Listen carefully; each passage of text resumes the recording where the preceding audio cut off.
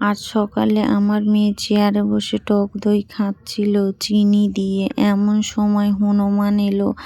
আমি আগের ব্লকে বলেছিলাম আমাদের এখানে প্রায় হনুমান আসে, তো আজও এসেছে। দেখো, টালির চাল ভেঙে দিয়েছে।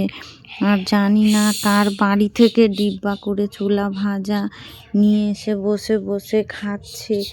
আমরা ওকে ঢিল ছুঁড়ে লাঠি ছুঁড়ে তাড়ালাম। তারপর টালির চালে লাউ শাক হয়েছে, আর ছোট ছোট লাউ ধরেছে গাছে। শাকগুলো খুব সুন্দর হয়েছে। লাউ শাকের তরকারি খেতে প্রায় সবাই পছন্দ করে, আমার তো খুবই ভালো লাগে।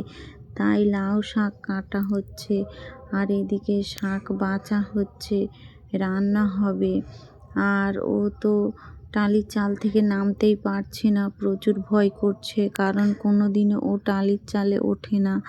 আমরা বাড়ির সবাই তো ওকে নিয়ে খুব মজা করলাম।